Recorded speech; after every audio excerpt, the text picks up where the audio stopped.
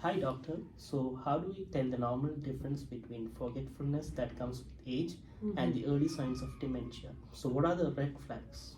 Right. Like all of us would have experienced forgetfulness at some point in our life, right?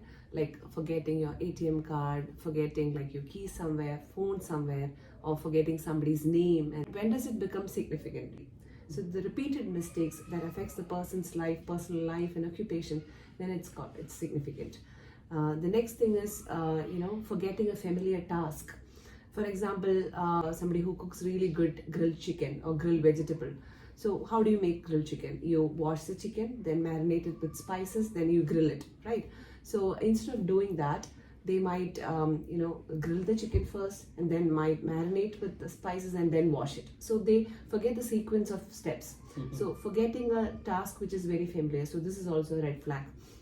Next thing is forgetting or getting lost in familiar places, right? So to take an example, I had a patient who was living at a place for like over 30 years, and his daughter was living like 3 blocks away. It was like a 3-4 minutes walk from his house. So every evening he would walk to his daughter's house. So one day he forgot the way.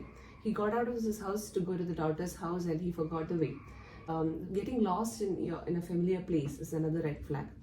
Next thing is language problem, like tongue tip phenomenon. Like all of us would have experienced that. Okay, I know this word, but it's just not coming to my mind. It's just that my tongue tip. So if this keeps repeating, like they have word finding difficulty, they have language issues, again that is a red flag.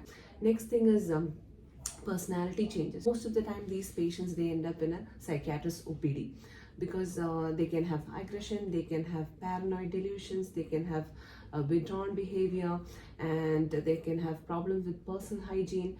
So to take an example, I had a patient who was 75 years old and his wife was like 74 years old. They were married for over like 50 years, right? And then suddenly he started suspecting his wife of having extramarital affairs, right? So which was like completely baseless. So suspicion on your wife, delusion of persecution, okay, your neighbor is out to harm you. Such paranoid delusions and withdrawn behavior, and somebody who's been like very well kept, very clean and tidy, always wears pressed iron clothes, stop doing all that. They need motivation to brush, take bath, or wear clothes even. Sometimes patients have disinhibition.